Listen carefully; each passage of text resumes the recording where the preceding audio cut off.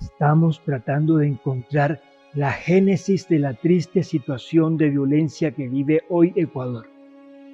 Ya hemos evaluado la situación política y económica que llevó a la salida por la puerta de atrás de 2 presidentes de forma consecutiva. Situación que nos lleva a la necesidad de buscar alternativas diferentes, con una visión más cercana a las clases desfavorecidas del Ecuador. Centrémonos ahora en cada una de las polémicas que generó uno de los personajes más trascendentales, no solo para la historia del Ecuador, sino también para la historia reciente de Latinoamérica, siendo uno de los procesos aparentemente más exitosos de la revolución liberal del siglo XXI. El candidato de Alianza País habla del socialismo del siglo XXI. Yo soy socialista, pero un socialista con fuentes cristianas, no marxistas. Yo sí me gusta definir como un humanista cristiano de izquierda. Rafael Correa. Continuemos entonces recordando el gobierno del carismático Rafael Correa y tratemos de descubrir cómo una gestión, seguramente con muy buenas intenciones, afectó al país de tal forma que se obtuvo como resultado los gérmenes primarios para encontrarnos con la situación que nos encontramos hoy día en este hermoso país. En este video analizaremos las implicaciones de la Constitución del 2008. Yo creo que para contextualizar un poco tanto la Constitución como la Asamblea Constituyente, creo que hay que entender que Ecuador vivió en los años 90 y particularmente desde el año 99 varios tipos de crisis, una crisis económica, varias crisis de carácter político, varios presidentes que no acabaron su periodo presidencial. Yo creo que en este contexto lo que la sociedad ecuatoriana estaba reclamando era una reinstitucionalización, por un lado, y por otro lado el tratar de encontrar alternativas y salidas a la crisis y a los graves problemas sociales, económicos y políticos que había. En este contexto, pese a quedar en segundo lugar el 15 de octubre, por debajo del eterno Álvaro Noboa, con unos 300.000 votos de diferencia, Rafael Correa repunta poderosamente, alcanzando el 57% en la segunda vuelta. Fueron 3.500.000 habitantes los que confiaron en el exministro para liderar los destinos de este país. Pero digna y feliz. Una patria amiga repartida entre todos. Ahora, con el corazón les repito, jamás defraudaré a mis compatriotas y consagraré todo mi esfuerzo con la ayuda de Dios y bajo las sombras libertarias de Bolívar y de Alfaro a luchar por mi país, por esa patria justa, altiva y soberana. Desde el comienzo, Correa buscó insistentemente que sus intereses políticos no tuvieran ningún tipo de obstáculo y así poder llevar a la práctica la doctrina del llamado socialismo del siglo XXI, que según sus propias palabras pretendía la sostenibilidad social y económica de todos los ecuatorianos. El mandatario se aprovecha de la animadversión del electorado contra las maquinarias políticas de antaño e introduce al Ecuador en un camino de renovada izquierda, si se quiere, más radical, que mucha gente asumió como la mejor opción, sin notar los indicios que dejaban ver posibles grandes falencias en la futura gestión del mandatario. Señor presidente, para usted Fidel Castro es un dictador. Yo creo que Cuba tiene su forma de gobierno. Creo que claramente Fidel Castro jugó un rol muy importante en América Latina. Sí, pero la pregunta es muy clara y creo que tiene voy su al forma punto. de democracia, se lo estoy respondiendo. Creo que tiene su forma de democracia. Pero Cuidado, no es una democracia liberal de estilo occidental, pero Cuba tiene elecciones. Usted tiene un doctorado. Sí, señor. Usted sabe que en Cuba hay una sola persona en el poder desde el 59. Sí, y me está diciendo que en Cuba hay democracia. Y yo sé que también hay participación popular, hay organización. En ese camino nos encontramos con la primera gran polémica desatada por el que muchos opositores reconocían como un comunista disfrazado de demócrata. Nada más llegar al Carondelet, presenta su propuesta de reformar la Constitución del 98, propuesta que venía gestionando desde su candidatura, en la cual fue enfático en la necesidad de transformar la principal norma del país para alejarla del ya añejo influjo neoliberal, con el cual La sociedad civil había tenido que lidiar hasta el hartazgo.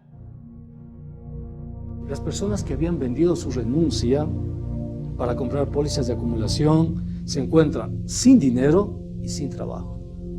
El año más grave de la crisis, el año más fuerte, donde la gente estaba vendiendo sus departamentos, donde muchos hogares de clase media estaban con problemas de alimentación, es decir, no tenían que comer. O sea, literalmente, ese año los bancos no declararon pérdidas. Y aquí se da otro proceso grave. Existieron sectores con un manejo privilegiado de la información que sacaron los dineros. Y hubieron personas, instituciones y sobre todo sector financiero que manejaron esa información privilegiada con el fin de perjudicarle al Estado ecuatoriano y a sus ciudadanos. Para sus opositores, esta reforma daba visos de la no tan oculta intención del presidente. Tenía dentro de sus fundamentos la transformación del sistema político para favorecer un mayor control y dominio. Correa presenta su propuesta de consulta popular ante el Tribunal Supremo Electoral y su presidente, Jorge Acosta, conforme a la norma vigente, lo envía al Congreso para su aprobación, cosa que con un parlamento de mayoría opositora evidentemente no fue posible. El mandatario ecuatoriano, con un alto nivel de popularidad y conociendo también la percepción negativa de la sociedad en contra del legislativo, argumenta en una alocución pública que más del 85% de la población aprobaba una asamblea constituyente. Estoy dispuesta a dar mi vida, y esto no es retórica, los que me conocen saben que es cierto, para cumplir el mandato ciudadano. Mandato no de maquillajes, no de componendas, sino de cambio radical, profundo y rápido del sistema político, económico y social vigente, porque esto no va más. Con esta idea plantada en la opinión pública, reenvía la propuesta en febrero al TSE, pero en esta ocasión el tribunal agenda de forma directa y sin la aprobación del legislativo la fecha de la consulta popular para el 15 de abril, eliminando de forma anticonstitucional la decisión inicial del entonces Congreso. Recordemos que el artículo 283 de la Carta Magna del 98, vigente hasta esa fecha, establecía como necesario el aval de la mayoría parlamentaria antes de someter a votación pública cualquier documento que pretendiera reformarla. Bajo este precepto, el 6 de marzo del 2007, el Congreso, en respuesta a este polémico acto, destituye al presidente del TSE e inicia los trámites para el respectivo juicio político de los 4 vocales que votaron la consulta.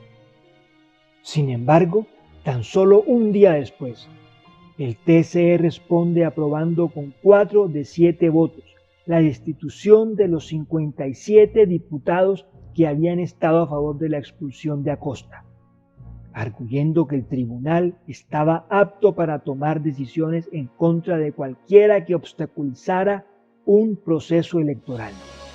Era el 7 de marzo del 2007. El presidente del Tribunal Supremo Electoral, Jorge Acosta, hacía un anuncio.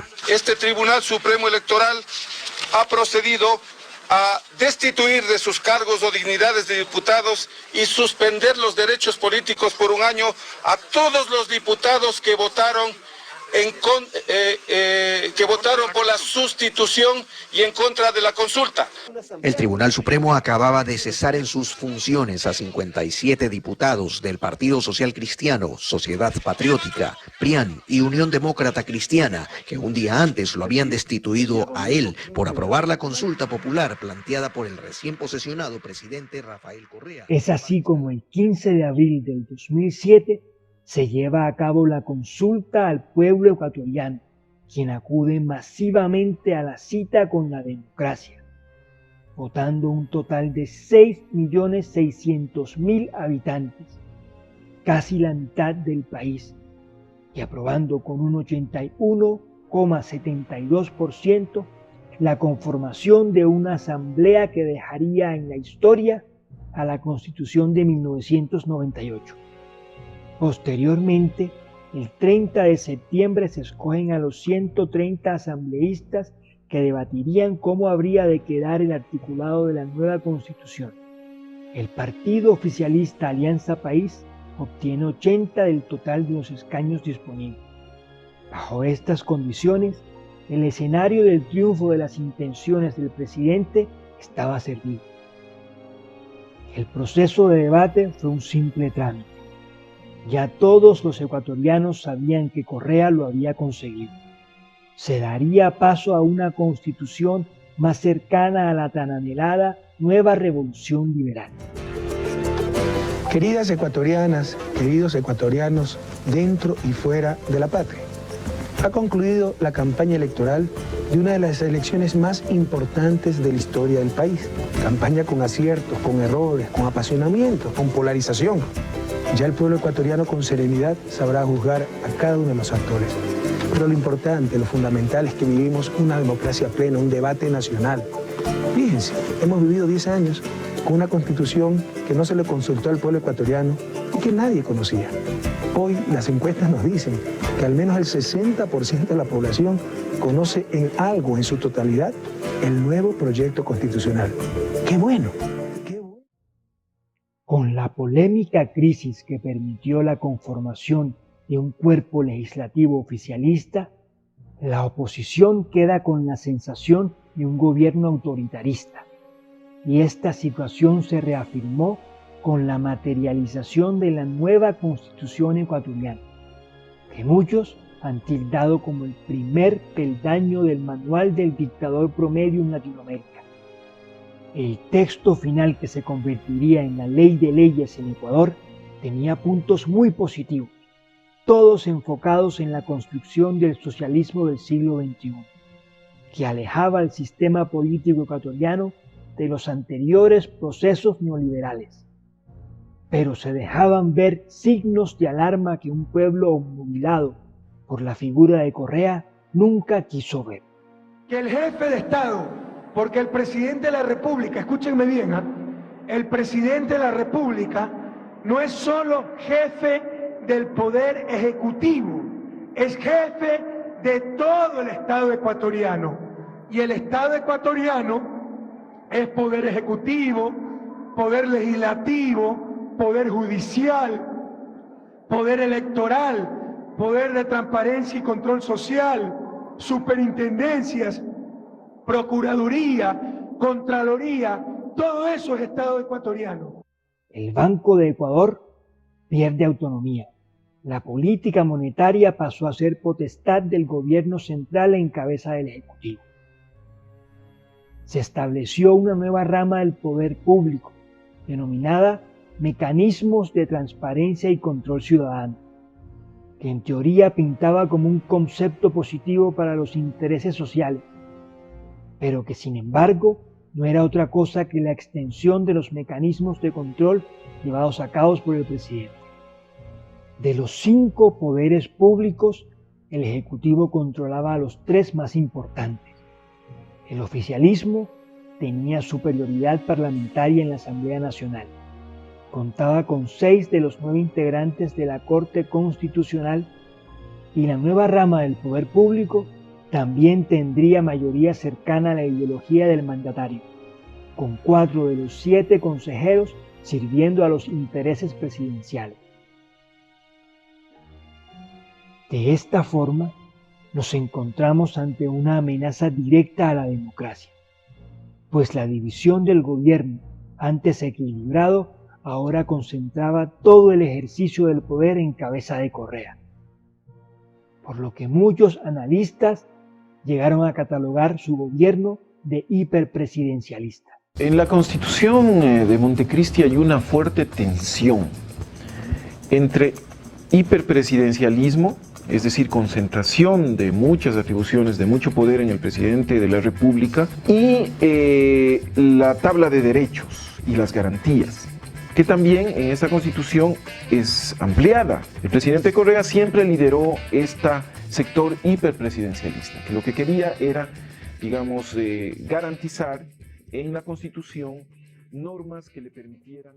En 2014, y en concordancia con aquel manual del dictador promedio latinoamericano, Correa finalmente hace referencia a lo que tanto temía la oposición.